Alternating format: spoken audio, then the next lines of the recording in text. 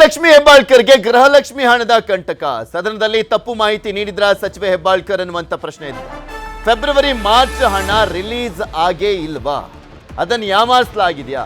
2 ತಿಂಗಳು ಹಣ ಅಂದ್ರೆ ಹತ್ತತ್ರ 1 ತಿಂಗಳಿಗೆ 2,500 ಕೋಟಿ, 5,000 ಕೋಟಿ ಹಣ ಎಲ್ಲೋಯ್ತು ಅಂತ ಪ್ರಶ್ನೆ ಮಾಡ್ತಾ ಇದ್ದಾರೆ ಬಿಜೆಪಿಯವರು. ಆಗಸ್ಟ್ ವರೆಗೆ ಹಣ ರಿಲೀಸ್ ಅಂತ ಸಚಿವೆ ಹೆಬ್ಬಾಳ್ಕರ್ ಹೇಳ್ತಾ ಇದ್ದಾರೆ. ಆದ್ರೆ ಫೆಬ್ರವರಿ ಮಾರ್ಚ್ ಹಣ ರಿಲೀಸ್ ಆಗೇ ಇಲ್ಲ. ಇದೇ ವಿಚಾರ ಇಟ್ಕೊಂಡು ಸದನದಲ್ಲಿ ಬಿಜೆಪಿ ಪ್ರಶ್ನೆಯನ್ನ ಮಾಡ್ತಾ ಇದ್ದಾರೆ, ಆಕ್ರೋಶವನ್ನ ವ್ಯಕ್ತಪಡಿಸ್ತಾ ಇದ್ದಾರೆ. 2 ತಿಂಗಳ 5,000 ಕೋಟಿ ಹಣ ಎಲ್ಲೋಯ್ತು? ಹೆಬ್ಬಾಳ್ಕರ್ ವಿರುದ್ಧ ಹೋರಾಟಕ್ಕೆ ಬಿಜೆಪಿ ಪ್ಲಾನ್ ಮಾಡಿದೆ. ಸದನದಲ್ಲಿ ಪ್ರಸ್ತಾಪಿಸಿ ಇಕ್ಕಟ್ಟಿಗೆ ಸಿಕ್ಕಾಕ್ಸ್ತಾ ಇದ್ದಾರೆ.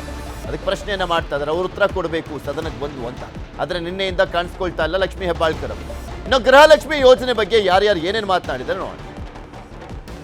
ಫೆಬ್ರವರಿ 25 ಹಾಗೂ ಮಾರ್ಚ್ 2025 ತಿಂಗಳ ಸಹಾಯಧನ ಸರ್ಕಾರದಿಂದ ಬಿಡುಗಡೆಯಾಗಿರುವುದಿಲ್ಲ ಎಂಬ ಮಾಹಿತಿಯನ್ನು ಮಾನ್ಯರಿಗೆ ಈ ಮೂಲಕ ಗೌರವಗಳೊಂದಿಗೆ ಸಲ್ಲಿಸುತ್ತಿದ್ದೇನೆ. ಮಹಿಳಾ ಮತ್ತು ಮಕ್ಕಳ ಕಲ್ಯಾಣ ನೋಡಿ, ನಾನು ಇಷ್ಟೇ ಕೇಳ್ತೀನಿ. ಈಗ ಅವರು ಸಚಿವರು ಏನು ಹೇಳಿದಾರೆ, ಆಗಸ್ಟ್ 2025 ಎಲ್ಲ ಹಣವನ್ನು ನಾವು ಕೊಟ್ಟಿದ್ದೇವೆ ಅಂತ ಹೇಳಿದ್ದಾರೆ.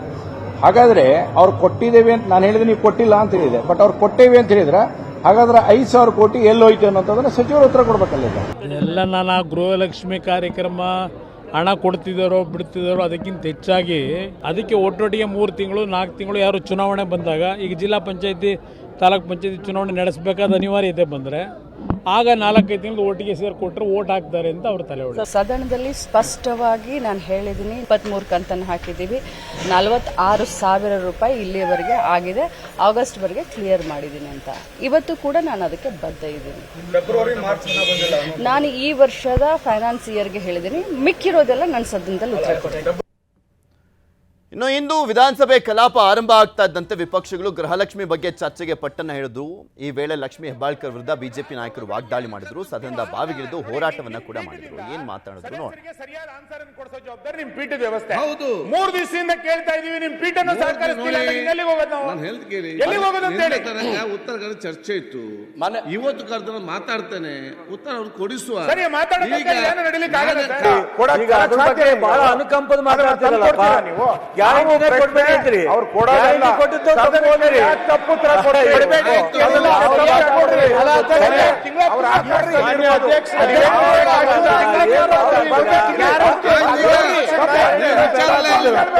ಸರಿಯಾಗಿದ್ರೆ ಸರಿಯಾಗಿ ನೀವು ವಿಚಾರ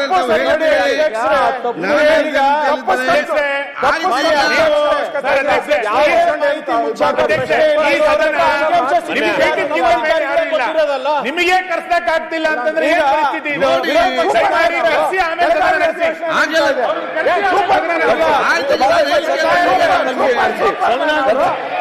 ನಾಲ್ಕು ತಿಂಗಳಾತ್ರಿ ಗೃಹಲಕ್ಷ್ಮಿ ದುಡ್ಡು ಬಂದಿಲ್ಲ. ನಮಗೆಲ್ಲ ಔಷಧ ಉಪಚಾರಕ್ಕೆ ಬೇಕು, ವಯಸ್ಸಾದವ್ರಿಗೆ ಬೇಕು, ಮತ್ತೆಲ್ಲ ಬಡವ್ರಿಗೆ ಬೇಕು. ನೀವು ಬರುವಂಗೆ ಮಾಡ್ರಿ ಅಂತ. 2-3 ತಿಂಗಳದ್ದು ಬಂದಿಲ್ಲ, ಬರ್ತೈತೆ ಅಂತ ಆಸೆ ಇಟ್ಕೊಂಡಿವಿ, ಬಂದಿಲ್ಲ. ಈಗ ಸದ್ಯಕ್ಕೆ 2-3 ತಿಂಗಳು ಬಂದಿಲ್ಲ ಸರ್, ಈ ತಿಂಗಳೇ ಚೆಕ್ ಮಾಡಿಲ್ಲ ಅಷ್ಟೇ. ನಮಗೆ ಅಮೌಂಟ್ ಗೃಹಲಕ್ಷ್ಮಿ ಅಂತೇಳಿ ಬರತ್ತಿತ್ತಲ್ರಿ, ಈಗ 3 ತಿಂಗಳಿಂದ ಬಂದಿಲ್ರಿ. ಅದಕ್ಕೆ ನಾವು ಅದ ಖರ್ಚಿನ ಮ್ಯಾಗ ಮತ್ತು ಅರ್ಧ ಖರ್ಚು ಹೋಗ್ತೈತೆ ಅಂತೇಳಿ ಅದಕ್ಕೆ ಈಗ 3 ತಿಂಗಳಿಂದ ಬಂದಿಲ್ರಿ. ಮತ್ತು ನಾವು ಏನು ಮಾಡೋದ್ರಿ, ಮತ್ತು ಓಟ್ ಹಾಕ್ಯಾರ ಏನು ಉಪಯೋಗ ರೀ? ನಾವು 4 ತಿಂಗಳಾಗತ್ತೆ ಅಂತ. 4 ತಿಂಗಳಿಂದ ಬಿದ್ದೇ ಇಲ್ಲ ನಮ್ಗೆ 2,000. ಮೊದಲು ಬರ್ತಾ ಇತ್ತಾ? ಮೊದಲು ಬಂದು ಒಂದು 2 ತಿಂಗಳು 4 ತಿಂಗಳು.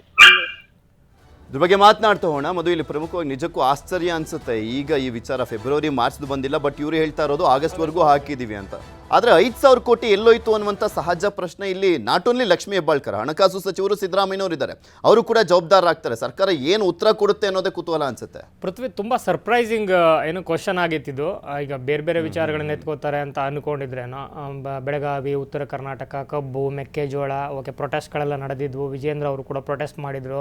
ಸೊ ಆದರೆ ಇದು ಔಟ್ ಆಫ್ ದ ಸಿಲೆಬಸ್ ರೀತಿ ಮಹೇಶ್ ತೆಂಗಿನಕಾಯಿ ಅವರು ಏನು ಇನಿಷಿಯೇಟ್ ಮಾಡಿದಾಗ ಸ್ವಲ್ಪ ಆ ಕ್ಷಣದಲ್ಲಿ ಸ್ವಲ್ಪ ಬ್ಯಾಕ್ ಫುಟ್ಗೆ ಹೋಗಿದ್ದಂತ ಹೌದು ಸರ್ಕಾರ.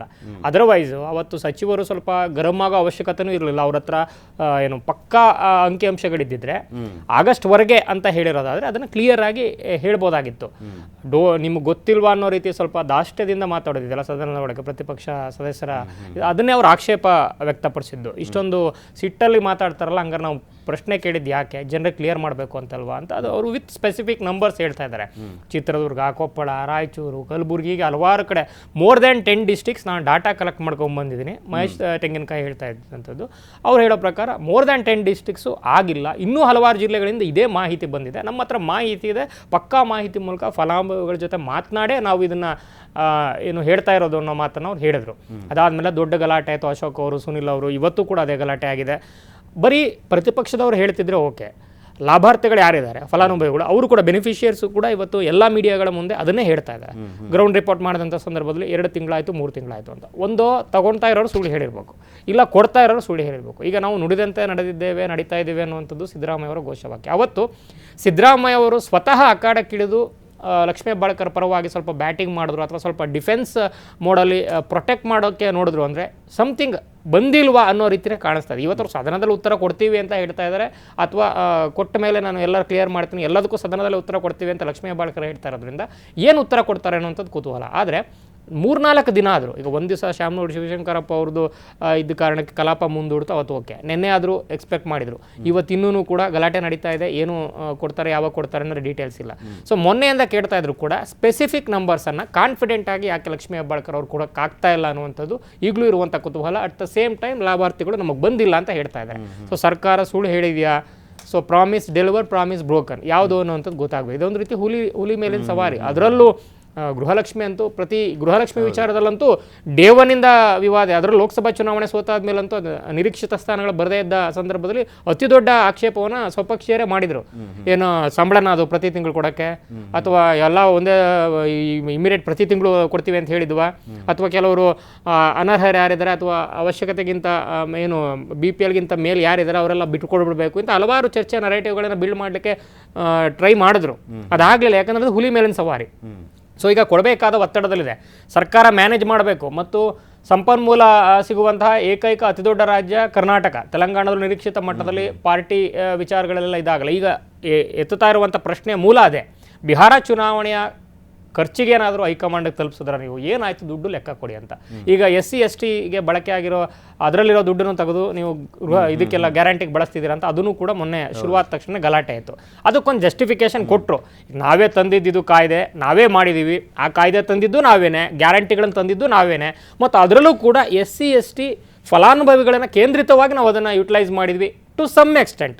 ಜಸ್ಟಿಫೈಬಲ್ ಏನು ಜಸ್ಟಿಫಿಕೇಶನ್ ಅದು, ಅಂದರೆ ಒಪ್ಪಬಹುದಾದಂಥ ಸ್ಪಷ್ಟನೆ. ಆದರೆ ಈ ವಿಚಾರದಲ್ಲಿ ಸ್ವಲ್ಪ ಹುಡುಕಾಡ್ತಾ ಇದೆ, ತಡ್ಕಾಡ್ತಾ ಇದೆ ಸರ್ಕಾರ, ಸಚಿವರು ಸ್ವಲ್ಪ ತಡ್ಕಾಡ್ತಾ ಇದ್ದಾರೆ. ಈ ಬಗ್ಗೆ ಸ್ವಪಕ್ಷೀಯರು ಕೂಡ ಬ್ಯಾಕ್ ಫುಟ್ಗೆ ಹೋಗಿದ್ದಾರೆ ಅನ್ನೋದಕ್ಕೆ ಇವತ್ತು ಕುಣಿಗಲ್ ರಂಗನಾಥ್ ಕೂಡ ಹೇಳಿದ್ದಾರೆ. ಅಧಿಕಾರಿಗಳು ಏನು ಮಾಹಿತಿ ಕೊಡ್ತಾರೆ ಅದನ್ನು ಸಚಿವರು ಹೇಳಬೇಕಲ್ವಾ ಅಂತ.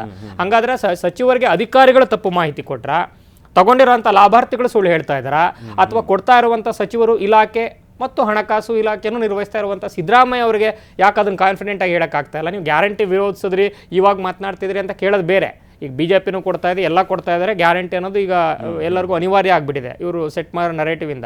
ಸೊ ಆದರೆ ಈಗ ಕೊಡ್ತಾ ಇರೋದನ್ನು ಸರಿಯಾಗಿ ಕೊಡ್ತಾ ಇದ್ದಾರೆ ಇಲ್ವಾ ಅನ್ನೋದು ಕೂಡ ಮ್ಯಾಚ್ ಆಗುತ್ತಲ್ಲ. ನಾವಿಲ್ಲ ಎಲ್ಲ ಕೊಡ್ತಾ, ಪ್ರತಿ ಭಾಷಣದಲ್ಲಿ ಅದೇ ಹೇಳ್ತಾರೆ, 600 ಕೋಟಿ ಸರ್ಪಾಸ್ ಆಯಿತು ಶಕ್ತಿ ಸ್ಕೀಮಲ್ಲಿ, ಇದರಲ್ಲಿ ಗೃಹಲಕ್ಷ್ಮಿಯಲ್ಲಿ ಇಷ್ಟು ದುಡ್ಡು ಕೊಟ್ಟಿದ್ದೀವಿ, ಒಟ್ಟು 65,000 ಕೋಟಿ 70,000 ಕೋಟಿ ಬಜೆಟಲ್ಲಿ ನಾವು ಎತ್ತಿಡ್ತಾ ಇದ್ವಿ, ಹೀಗೆಲ್ಲ ಹೇಳ್ತಾ ಇರಬೇಕಾದ್ರೆ ನಿಗಮಗಳ ದುಡ್ಡು ಕೂಡ ದುರ್ಬಳಕೆ ಆಗುತ್ತೆ ಅನ್ನೋ ಆರೋಪ ಇದೆ. ವಾಲ್ಮೀಕಿ ನಿಗಮದ ವಿಚಾರದಲ್ಲೂ ಕೂಡ ಎಷ್ಟು ದೊಡ್ಡ ಹಂಗಾಮ ಆಯಿತು.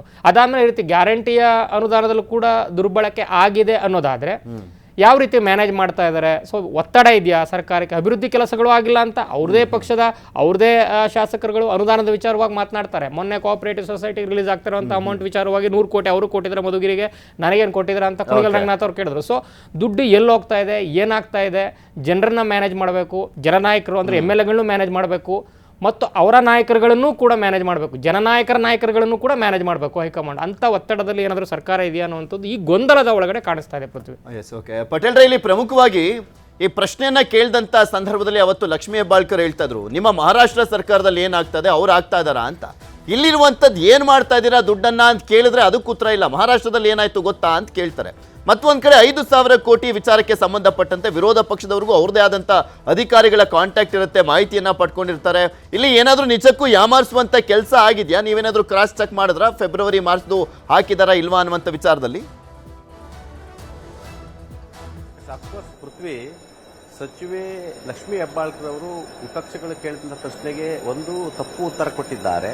ಉತ್ತರ ಜೊತೆಗೆ ಉಡಾಪೆ ರೀತಿ ವರ್ತನೆ ಮಾಡಿದ್ದಾರೆ. ಮತ್ತು ಗೃಹಲಕ್ಷ್ಮಿ ಹಣ ಹಾಕಿದ್ದಾರೆ ಅನ್ನೋದಕ್ಕೆ ಪಕ್ಕದ ಮಹಾರಾಷ್ಟ್ರದ ಕಥೆಯನ್ನ ಕೇಳಿರುವಂಥದ್ದು ಇದು ವಿಪಕ್ಷಗಳಿಗೆ ಕೆರಳಿಸಿರ್ತಕ್ಕಂಥದ್ದು.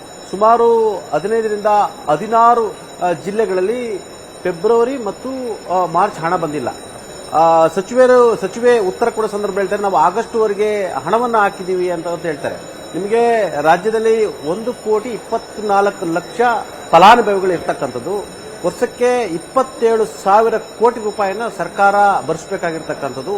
ಸರ್ಕಾರಕ್ಕೆ ತನ್ನ ಗ್ಯಾರಂಟಿಗಳಲ್ಲಿ ಅತಿದೊಡ್ಡ ಹೊರೆ ಅಂತ ಹೇಳಿದ್ರೆ ಅದು ಗೃಹಲಕ್ಷ್ಮಿ ಹಣ ಅತಿದೊಡ್ಡ ಹೊರೆ ಅಂತಲೇ ಹೇಳಲಾಗ್ತಿರ್ತಕ್ಕಂಥದ್ದು.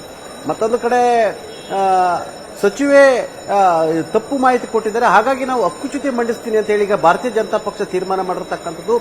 ಪ್ರಮುಖ ವಿಪಕ್ಷ ಆಗಿರ್ತಕ್ಕಂಥ ಭಾರತೀಯ ಜನತಾ ಪಕ್ಷಕ್ಕೆ ಜೆಡಿಎಸ್ ಸಾಥ್ ಕೊಟ್ಟಿರ್ತಕ್ಕಂಥದ್ದು. ಈಗಾಗಲೇ ಪ್ರಶ್ನೆ ಕೇಳಿದಂತ ಶಾಸಕ ಆಗಿರ್ತಕ್ಕಂಥ ಮಹೇಶ್ ತೆಂಗಿನಕಾಯಿ ಅವರು ನಾವು RTI ಮುಖಾಂತರ ರೈಟ್ ಟು ಇನ್ಫಾರ್ಮೇಶನ್ ಮುಖಾಂತರ ಎಲ್ಲ ದಾಖಲೆಗಳನ್ನ ತೆಗೆದುಕೊಂಡಿದ್ದೀವಿ. ಆ ದಾಖಲೆ ಕೊಟ್ಟಿರ್ತಕ್ಕಂಥದ್ದು ಕೂಡ ಅವರ ಇಲಾಖೆಯ ಮುಖ್ಯ ಅಧಿಕಾರಿಗಳೇ ದಾಖಲೆ ಕೊಟ್ಟಿದ್ದಾರೆ. ಆ ದಾಖಲೆಯ ಪ್ರಕಾರ ಫೆಬ್ರವರಿ, ಮಾರ್ಚ್, ಆಗಸ್ಟ್ ಇಲ್ಲಿಯವರೆಗೂ ಕೂಡ ₹1 ಹಣವನ್ನು ಹಾಕಿಲ್ಲ ಅಂತೇಳಿ ಅವರು ಲೆಕ್ಕವನ್ನು ಕೊಟ್ಟಿರ್ತಕ್ಕಂಥದ್ದು. ಮತ್ತು ಅವರ ಮುಂದೆ ಅವರದೇ ಇಲಾಖೆ ಮಹಿಳಾ ಮತ್ತು ಮಕ್ಕಳ ಕಲ್ಯಾಣ ಇಲಾಖೆಯ ಅಧಿಕಾರಿಗಳು ಕೊಟ್ಟಿರ್ತಕ್ಕಂಥ ದಾಖಲೆ ಇರ್ತಕ್ಕಂಥದ್ದು. ಆದರೂ ಕೂಡ ಸಚಿವೆ ಲಕ್ಷ್ಮೀ ಹೆಬ್ಬಾಳ್ಕರ್ ಹೇಳ್ತಾರೆ, ಈ ಕ್ಷಣದವರೆಗೂ ನನ್ನ ಹೇಳಿಕೆಗೆ ಬದ್ಧ ನಾವು ಆಗಸ್ಟ್ವರೆಗೆ ಹಣವನ್ನು ಹಾಕಿದ್ದೀವಿ ಅಂತ ಹೇಳ್ತಾರೆ. ಎಸ್, ಅಫ್ಕೋರ್ಸ್ ನಾವು ಒಂದೊಂದು ಕಡೆ ಗ್ಯಾರಂಟಿಯಿಂದ ಸರ್ಕಾರ ಹೈರಾಣಾಗಿದೆ ಅನ್ನೋದು ಅಕ್ಷರಶಃ ಒಂದು ರೀತಿಯಲ್ಲಿ ಸತ್ಯ. ಆದರೆ ಗೃಹಲಕ್ಷ್ಮಿ ಹಣವನ್ನ ಯಾಕೆ ಹಾಕಿಲ್ಲ ಅನ್ನೋದು ಚರ್ಚೆ ಆಗ್ತಿರ್ತಕ್ಕಂಥದ್ದು. ಗೃಹಲಕ್ಷ್ಮಿ ಹಣವನ್ನ ಹಾಕೋಕೆ ಅದು ಕೂಡ ಒಂದು ಸ್ಟ್ರಾಟಜಿಯನ್ನ ಮಾಡಿರ್ತಕ್ಕಂಥದ್ದು. ಇತ್ತೀಚೆಗೆ ಆಯಾ ಚುನಾವಣೆಗಳು ಬಂದಂತ ಸಂದರ್ಭದಲ್ಲಿ ಬಲ್ಕ್ ಆಗಿ 3 ತಿಂಗಳದು 4 ತಿಂಗಳು ಒಂದೇ ಸರಿ 8,000 10,000 ಹಣವನ್ನು ಹಾಕುವಂಥದ್ದು. ಆ ಮುಖಾಂತರ ಅದನ್ನ ಚುನಾವಣಾ ಲಾಭವಾಗಿ ಬಳಸಿಕೊಳ್ಳೋದು ಒಂದು ತಂತ್ರದ ಭಾಗ ಅಂತ ಕೂಡ ಹೇಳ್ತಿರ್ತಕ್ಕಂಥದ್ದು. ಯಾಕಂತ ಹೇಳಿದ್ರೆ ನಿಮಗೆ ಜನವರಿ ನಂತರ ಗ್ರೇಟರ್ ಬೆಂಗಳೂರು ಅಥಾರಿಟಿ ಅಂದ್ರೆ ಬೆಂಗಳೂರಿನಲ್ಲಿ ಚುನಾವಣೆ ನಡೀತಿರ್ತಕ್ಕಂಥದ್ದು. ನಂತರ ಇಮಿಡಿಯೇಟ್ಲಿ ಗ್ರಾಮ ಪಂಚಾಯತಿ ಚುನಾವಣೆ ಇರತಕ್ಕಂಥದ್ದು. ಮಾರ್ಚ್ನಲ್ಲಿ ಜಿಲ್ಲಾ ಮತ್ತು ತಾಲೂಕು ಪಂಚಾಯತಿ ಚುನಾವಣೆ ಇರತಕ್ಕಂಥದ್ದು. ಏಪ್ರಿಲ್ನಲ್ಲಿ ನಗರ ಪಾಲಿಕೆ, ಪುರಸಭೆ, ಪಟ್ಟಣ ಪಂಚಾಯತ್ ಚುನಾವಣೆ ಇರತಕ್ಕಂಥದ್ದು. ಈ ಎಲ್ಲವನ್ನು ಕೂಡ ಚುನಾವಣೆ ಹಿತದೃಷ್ಟಿಯಿಂದ ಸರ್ಕಾರವೇ ಒಂದು ಸ್ಟ್ರಾಟಜಿಯನ್ನ ಮಾಡ್ತಿರ್ತಕ್ಕಂಥ. ಆ ಸಂದರ್ಭದಲ್ಲಿ ಬಲ್ಕ್ ಆಗಿ 3 ಕಂತು 4 ಕಂತು ಒಟ್ಟಾರೆ ಹಾಕುವ ಮುಖಾಂತರ ಕೆಲವೊಂದು ಕಡೆ ಅದನ್ನ ಪರೋಕ್ಷವಾಗಿ ಗೃಹಲಕ್ಷ್ಮಿಯರ ಮತವನ್ನು ಸೆಳೆಯುವ ತಂತ್ರದ ಭಾಗ ಅನ್ನೋದು ಕೂಡ ಸದ್ಯದ ಆಗ್ತಿರ್ತಕ್ಕಂಥ ಚರ್ಚೆ ಆಗ್ತಿರ್ತಕ್ಕಂಥದ್ದು. ಎಸ್, ಅಫ್ಕೋರ್ಸ್ ಸಚಿವೆ ಯಾಕೆ ತಪ್ಪು ಮಾಹಿತಿಯನ್ನು ಕೊಟ್ಟರು ಹೇಳ್ಬೋದಿತ್ತು. ಹೌದು, ನಾವು ಹಾಕಿಲ್ಲ, ಈಗ ಹಾಕ್ತೀವಿ, ನಾಳೆ ಹಾಕ್ತೀವಿ, ನಾಡಿದ್ದು ಹಾಕ್ತೀವಿ, ನೆಕ್ಸ್ಟ್ ವೀಕ್ ಹಾಕ್ತೀವಿ ಅಂತ ಹೇಳ್ಬೋದಿತ್ತು. ಆದ್ರೆ ಎಲ್ಲ ಒಂದ್ ಕಡೆ ವಿಪಕ್ಷಗಳು ಅಂತ ಹೇಳಿದ್ರೆ, ಯಾಕಂದ್ರೆ ಕರ್ನಾಟಕದಲ್ಲಿ ವಿಪಕ್ಷ ಅನ್ನೋದೆಲ್ಲ ಒಂದ್ ಕಡೆ ಜವಾಬ್ದಾರಿಯುತವಾಗಿ ನಡೆದುಕೊಳ್ತಿಲ್ಲ, ಸ್ಟ್ರಾಂಗ್ ಆಗಿ ಆಡಳಿತ ಪಕ್ಷದ ಉಳುಕುಗಳನ್ನ ಎತ್ತಿ ತೋರಿಸ್ತಿಲ್ಲ ಅಂತ ಒಂದು ಗಂಭೀರ ಆರೋಪ ಇತ್ತು. ಹಾಗಾಗಿ ಸಚಿವೆ ಕೂಡ ಎಲ್ಲೊಂದ್ ಕಡೆ, ವಿಪಕ್ಷಗಳು ಕೂಡ ಎಲ್ಲೊಂದ್ ಕಡೆ ಅವರು ಕೂಡ ಲೇಜಿ ಆಗಿದ್ದಾರೆ ಮತ್ತು ಬೇರೆ ಬೇರೆ ಕಾರಣಕ್ಕೆ ನಮ್ಮನ್ನು ಟಾರ್ಗೆಟ್ ಮಾಡಲ್ಲ ಅನ್ನೋ ಕಾರಣಕ್ಕಾಗಿ ಅವರ ಅಧಿಕಾರಿಗಳು ಕೊಟ್ಟಂತ ತಪ್ಪು ಮಾಹಿತಿಯನ್ನು ಓದಿದ್ದಾರೆ ಅನ್ನೋದು ಕೂಡ ಇಲ್ಲಿ ಕೇಳಿ ಬರ್ತಿರ್ತಕ್ಕಂಥದ್ದು. ಯಾಕೆ ಸಚಿವೆ ಲಕ್ಷ್ಮೀ ಹೆಬ್ಬಾಳ್ಕರ್ ಇಷ್ಟೊಂದು ರಿಸ್ಕ್ ತಗೊಂಡ್ರು? ಇಲ್ಲಂದ್ರೆ ಅವ್ರದೇ ಇಲಾಖೆ ಅಧಿಕಾರಿಗಳು ಸಚಿವೆಯನ್ನ ಮ್ಯಾನೇಜ್ ಮಾಡ್ಲಿಕ್ಕೆ ಕಾರಣಕ್ಕಾಗಿ ಸದನದಲ್ಲಿ ತಪ್ಪು ಮಾಹಿತಿಯನ್ನು ಕೊಟ್ಟರು. ಮತ್ತು ಆ ತಪ್ಪು ಮಾಹಿತಿಯನ್ನು ಕೊಡುವ ಸಂದರ್ಭದಲ್ಲಿ ಕೂಡ ವಿಪಕ್ಷಗಳು ವಿರೋಧ ಮಾಡುವ ಸಂದರ್ಭದಲ್ಲಿ ಕೂಡ ಉಡಾಪೆಯಾಗಿ ಆಕ್ರೋಶಭರಿತವಾಗಿ ಅವರ ವರ್ತನೆ ಇತ್ತು. ಹಾಗಾಗಿ ಈಗ ವಿಪಕ್ಷ ಈಗ ಸದನದ ಬಾವಿಗಿಳಿದು ಧರಣಿ ಮಾಡುವ ಸ್ಥಿತಿ ಬಂದಿರತಕ್ಕಂಥ. ಈಗಾಗಲೇ ಬೆಳಗ್ಗೆಯಿಂದಲೇ ಸದನ ಆರಂಭ ಆದ ಕೂಡಲೇ ಗೃಹಲಕ್ಷ್ಮಿ ಹಣದ ಸಂಬಂಧಪಟ್ಟಿಗೆ ನಿನ್ನೆ ಸಚಿವೆ ಬಂದು ಉತ್ತರವನ್ನು ಕೊಡಬೇಕಿತ್ತು. ನಿನ್ನೆ ಕೂಡ ವಿಧಾನಸಭೆ ಅಧಿವೇಶನಕ್ಕೆ ಬಂದಿಲ್ಲ, ಕಾಣೆಯಾಗಿದ್ದಾರೆ. ಇನ್ನೂ ಕೂಡ ಅವರು ಬಂದಿಲ್ಲ, ಇನ್ನೂ ಕೂಡ ನೀವು ಅವ್ರ ಹತ್ರ ಉತ್ತರವನ್ನು ಕೊಡುತ್ತಿಲ್ಲ. ಹಾಗಾದ್ರೆ ಸ್ಪೀಕರ್ ಅನ್ನೋ ಒಂದು ಪೀಠಕ್ಕೂ ಕೂಡ ದೊಡ್ಡವರ ಅಂತೇಳಿ ಸ್ಪೀಕರ್ ಪೀಠದ ಮೇಲೆ ಕ್ವಶನ್ ಅನ್ನ ಮಾಡ್ತಾರೆ. ಇದೀಗ 1,24,000 ಫಲಾನುಭವಿಗಳಿಗೆ ಫೆಬ್ರವರಿ ಮತ್ತು ಮಾರ್ಚ್ ಹಣ ಬಂದಿಲ್ಲ. ಅದರಲ್ಲೂ ಕೂಡ ನಮಗೆ ಸಿಕ್ಕಿರೋ ಮಾಹಿತಿ ಪ್ರಕಾರ ರೈಟ್ ಟು ಇನ್ಫಾರ್ಮೇಶನ್ ಆಕ್ಟ್ ಪ್ರಕಾರ ಈ 2 ತಿಂಗಳು ಸುಮಾರು 16 ಜಿಲ್ಲೆಗಳಿಗೆ ಈಗಾಗಲೇ ಹಣವನ್ನು ಕೊಟ್ಟಿಲ್ಲ ಅನ್ನೋದು ಸದ್ಯದ ಮಾಹಿತಿಯಾಗಿರ್ತಕ್ಕಂಥದ್ದು. ಮತ್ತು ಈಗಾಗಲೇ ನವೆಂಬರ್ ತಿಂಗಳ ಮುಗಿದು ಡಿಸೆಂಬರ್ ಆಗ್ತಿರ್ತಕ್ಕಂಥದ್ದು. ಆ ಮುಖಾಂತರ ಹಂಗೆ ಒಟ್ಟಾರೆ ಲೆಕ್ಕ ಹಾಕಿದ್ರೆ ಸುಮಾರು 7 ರಿಂದ 8 ತಿಂಗಳ ಕಂತಿಗೆ ಬಾಕಿ ಇರತಕ್ಕಂಥದ್ದು. ಸುಮಾರು 16,000 ರೂಪಾಯಿಗಳು ಪ್ರತಿ ಗೃಹಲಕ್ಷ್ಮಿಗೆ ಕೊಡಬೇಕಾಗಿರ್ತಕ್ಕಂಥದ್ದು. ಸರ್ಕಾರ ಯಾಕೆ ಇಷ್ಟೊಂದು ಬಲ್ಕಾಗಿ ಹಣವನ್ನು ಉಳಿಸ್ಕೊಳ್ತಂದ್ರೆ ಅಂದ್ರೆ ಒಂದ್ ಸೆಕೆಂಡ್ ಏನು ಇಲ್ಲ, ಪೃಥ್ವಿದು ಚುನಾವಣೆಯ ಸ್ಟ್ರಾಟಜಿ. ಚುನಾವಣೆಯ ಸಂದರ್ಭದಲ್ಲಿ ಗೃಹಲಕ್ಷ್ಮಿಯರಿಗೆ ಬಲ್ಕಾಗಿ 6,000 8,000 10,000 ಹಣವನ್ನು ಹಾಕುವ ಮುಖಾಂತರ ಆ ಚುನಾವಣೆ ಸಂದರ್ಭದಲ್ಲಿ ಮತವನ್ನ ಪಡೆಯುವ ಒಂದು ತಂತ್ರದ ಭಾಗ ಅನ್ನೋದು ಸದ್ಯದ ಸತ್ಯ ಅಂತ ಹೇಳ್ಬೋದು ಪೃಥ್ವಿ. ಓಕೆ ಪಟೇಲ್ ರೈ, ನೋಡ್ತಾ ಇದ್ವಲ್ಲ, ಇಲ್ಲಿ ಗ್ಯಾರಂಟಿ ವಿಚಾರಕ್ಕೆ ಸಂಬಂಧಪಟ್ಟಂತೆ ಈಗ ಸರ್ಕಾರ ಏನು ಉತ್ತರ ಕೊಡುತ್ತೆ ಅನ್ನುವಂತ ನೋಡ್ಬೇಕಾಗಿದೆ.